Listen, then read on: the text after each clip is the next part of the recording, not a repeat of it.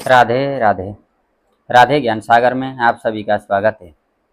आइए, हमारी चर्चा युत ग्रहों के फलों के ऊपर चल रही है और इसी कड़ी में चंद्रमा के साथ शुक्र के युति का कैसा फल होता है, यहाँ तक के मैंने पिछले वीडियो में आप लोगों को बता चुका हूँ। अब बात करते हैं चंद्रमा और शनि की युति का कैसा फल होता है।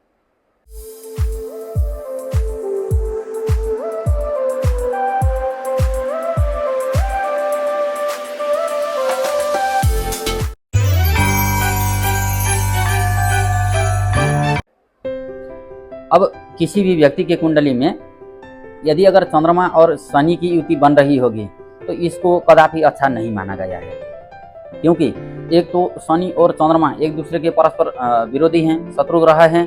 और दोनों ग्रह, अब चंद्रमा कल्पना का कारक है और शनि जो है एकांत प्रिय है। शनि को किसी का ज़्यादा भीड़ और बाकी अन्य है ना शोर शराबा भी पसंद नहीं है। शनि को एकांत प्रिय है।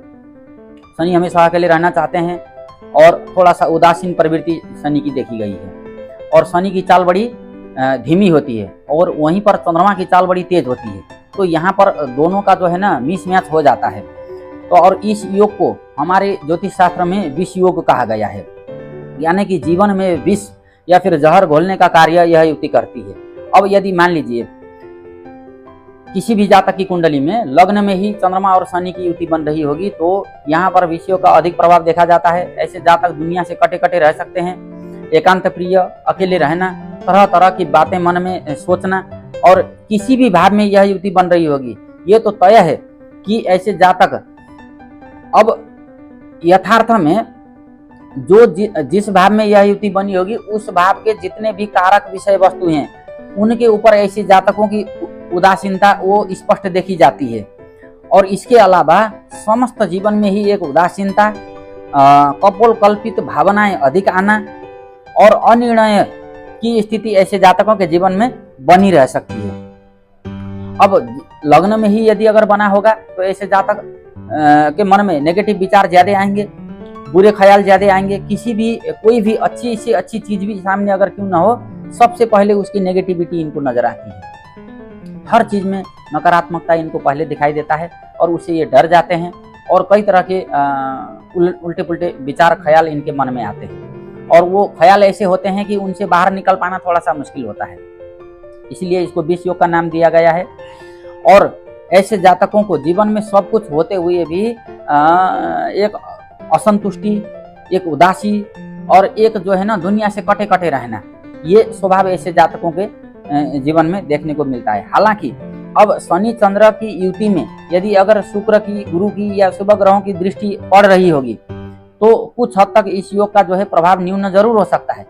लेकिन यदि अगर इसमें ऊपर से राहु है ना, राहु की दृष्टि पड़ी तो ऐसे जातकों का जीवन तो मान लीजिए नर्क के समान हो जाता है। केतु की दृष्टि पड़ी, बहुत ज्यादा वैराग्य में चले जाएंगे। राहु की दृष्टि पड़ी तो जीवन में जो है कलंकित होने की समस्या या फिर कई तरह के विघ्न बाधाएं अचानक रूप से ऐसे जातकों के जीवन में आती हैं।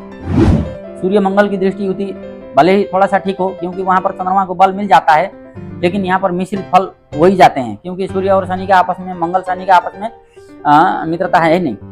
तो इसलिए लग्न में यदि अगर यह युति होगी तो ऐसे जातकों को मेंटली स्ट्रेस ज्यादा हो सकता है, तनाव ज्यादा लेंगे और अत्यधिक सोच के चलते जीवन में आगे जाकर के शरीर को ठीक रखने के लिए मेंटल इलनेस से संबंधित साइकेट्रिक है ना डिपार्टमेंट में जाना, अपने मेंटल हेल्थ चेकअप कराना और संभवतः लंबे समय तक जो है ऐसे जातकों को दवाइयां भी सेवन करना पड़ सकता है। इसी प्रकार से दूसरे भाव में यह युति बनी होगी तो ऐसे जातक परिवार से कटे कटे रह सकता है। हो सकता है परिवार से दूर रहना पड़े बचपन से ही, और परिवार की तरफ से सहयोग बहुत कम मिलता है, और मिलता भी है तो उसको जो है ऐसे जातक आसानी से उसको एक्सेप्ट भी नहीं कर पाते हैं। इसी प्रकार से अब वो मारक भाव भी है। अब शनि मारक भाव में जाकर के बैठ जाता है तो जो मारक ग्रह होता है उसका भी बल खींच करके अपना जो है दुगुना मारक होकर के बैठ जाता है। तो द्वितीय भाव में यह युति कदापि अच्छी नहीं मानी गई। माता का स्वास्थ्य बाधित हो सकता है, जल्द ही अपनी माता को जो है खोना भी पड़ सकता है। ऐसे जातकों को विशेष अपनी माता पिता का आशीर्वाद लेके रखना है, लोगों के बीच में घिरे रहना है। उपाय मैं आपको बाद में बताऊंगा। अच्छा, तृतीय भाव में यह युति बनी होगी तो शनि से संबंधित कुछ अच्छे फल इनको जरूर मिलेंगे, लेकिन चंद्रमा से संबंधित फलों में जरूर कमी होगी। मन में उतार चढ़ाव और बुरे ख्याल जरूर आते रहेंगे, लेकिन मेहनती जरूर होंगे ऐसे जातक।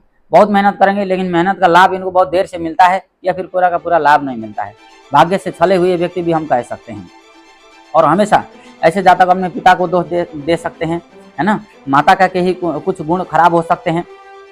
हाँ, लेकिन अगर शनि और चंद्रमा की युति होगी तो ऐसे जातक एकांत में रह करके किए जाने वाले जितने भी कार्य होंगे उनको अच्छे से कर पाएंगे। अब तृतीय भाव में होगी तो ऐसे, तृतीय भाव लेखन का है, हाथ का है।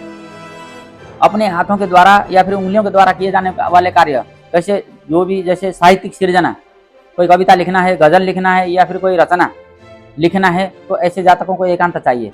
तो ऐसे जातक अच्छे कवि बन सकते हैं, अच्छे दार्शनिक, साहित्यकार, लेखक बन सकते हैं, प्रसिद्ध लेखक बन सकते हैं। क्योंकि भीड़ से कटे कटे रह करके दिन दुनिया से अलग और अपनी ही एक कल्पना के संसार में जा करके उस तरीके का कार्य करके ऐसे जातक अपने जीवन में नाम जरूर कमा सकते हैं। चौथे भाव में भी इस युति को कुछ अच्छा नहीं माना गया है। घर से दूर रहना पड़ सकता है, माता का स्वास्थ्य बाधित होगा या फिर जगह, भूमि, भवन, वाहन इत्यादि से इनको जो है दुर्घटना या फिर नुकसान उठाना पड़ सकता है। पंचम भाव में भी अच्छा नहीं है। खान पान का विशेष ध्यान देना होगा। संतान से दूर रह सकते हैं या फिर संतान के साथ तालमेल अच्छा नहीं बनेगा। प्रेम करते हो तो प्रेम में सफलता नहीं मिलेगी। मनोरंजन की कमी होगी जीवन में, है ना। पढ़ाई भी रुक रुक करके आगे बढ़ेगी, फ्लो में आगे नहीं बढ़ेगी। पढ़ाई में विघ्न बाधाएं जरूर आएंगी। इसी प्रकार से छठे भाव में यदि अगर बना होगा तो स्वास्थ्य जरूर बाधित हो सकता है, लेकिन शत्रुओं के ऊपर विजय पा सकते हैं। नौकरी के भी चांस बनेंगे। अपने ननिहाल पक्षों से रिश्ते अच्छे रखने होंगे। सप्तम भाव में इस युति को कदापि अच्छा नहीं माना गया है। परिवार में जो है दाम्पत्य जीवन कलहपूर्ण हो सकता है। डाइवोर्स की स्थिति भी बन सकती है। दूसरी शादी का योग जरूर मिटाना होगा। और सप्तम भाव पहला मार्ग से, तो ऐसे जातकों का शनि प्रबल मार्ग हो जाता है। शनि से संबंधित उपाय करते रहना चाहिए। अष्टम भाव में तो और भी खराब है। ऐसे जातकों को जल का जरूर भय होता है, जल में बिल्कुल नहीं जाना चाहिए। दुर्घटनाओं का अधिक संभावना यहाँ पर रहता है। अगर राहु केतु की दृष्टि पड़ गई तो निश्चित रूप से दुर्घटना इतनी भयंकर होगी कि जिसमें बड़े बड़े ऑपरेशन हो सकते हैं, कई टाके भी लग सकते हैं। तो इस चीज़ का विशेष ध्यान देना है। नवम भाव में इस युति को भी ज़्यादा अच्छा नहीं माना गया है। भाग्य धर्म बाधित हो सकता है। भाग्य समय से नहीं खुलेगा, और खुलेगा भी तो बहुत मेहनत के बाद खुलेगा। 100% मेहनत करेंगे तो 50% भाग्य का साथ मिलेगा, इससे अधिक मुश्किल है। दसम भाव में यह युति अच्छी मानी गई है, लेकिन हाँ, सरकारी नौकरी मिल सकता है, लेकिन नौकरी में स्थानांतरण या फिर इधर उधर जो है ना, वो अपने जॉब को लेकर के या फिर व्यवसाय को लेकर के चलना पड़ सकता है। एक जगह टिकने में मुश्किल होती है। अधिकारियों के साथ तालमेल बनना थोड़ा सा मुश्किल होता है। एकादश भाव में कुछ हद तक अच्छे फल जरूर मिलेंगे, लेकिन प्रेम बाधित होगा। संतान के साथ बात बनेगी नहीं। और उसी प्रकार से द्वादश भाव में होगा तो ऐसे जातकों को निश्चित रूप से अपने घर से, जन्मभूमि से, मातृभूमि से दूर ले जाएगा।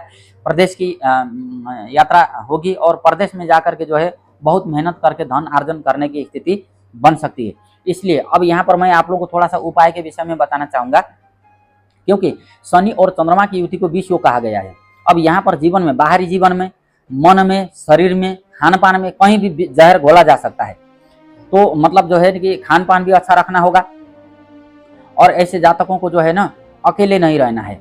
यदि अगर आपके पास विवेक है, आप अकेले रह करके कोई ऐसी रचना कर रहे हैं जो कि बाद में जाकर के उसी के द्वारा आपको जीवन में प्रसिद्धि मिलना है, तो ठीक है।